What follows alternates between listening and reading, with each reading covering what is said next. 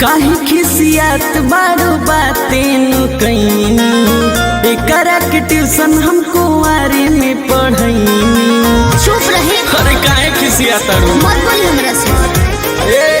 काहे खिसियात बारू बातें कईनी एकरा के ट्यूशन हमको आरे में पढ़ाईनी।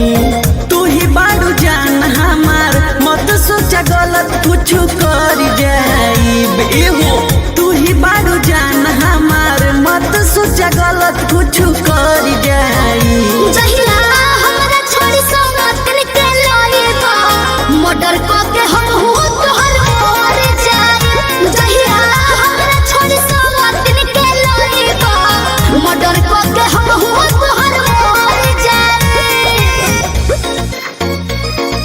मोर जाए।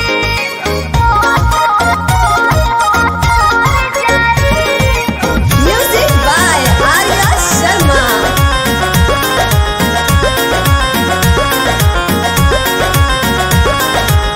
टेंशन के बात ना हो काहे खिसियालू। खाना से बका दुश्मनी काहे नहीं खालू। अरे काहे खिसियालू बोला ना। हम ना खाए। सैया सोच सोच बोली ना तो खा लेब जहर के गोली। सैया सोच सोच बोली ना तो खा लेब जहर के गोली। सच बोलता नी रानी हम नहीं कबहू बिगड़ पाइब।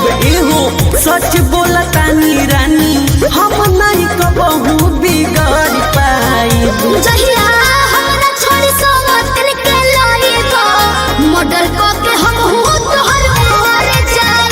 जहिया हमरा छोड़ी सौगातन के लाएगा मर्डर को के हम हो तोहर मोर जाए।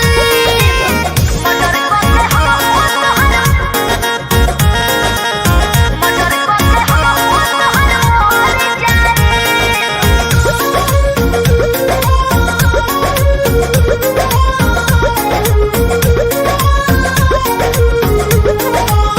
तू ही हो परान हमार तू ही हो जान हो। मुँह लटकावा ना देखावा मुस्कान हो। तनी सा हंस जा। जाई हम ना बोले। सैया बोली क्रिया खा के खुश बानी हमके पाके। सैया बोली क्रिया खा के खुश बानी हमके पाके।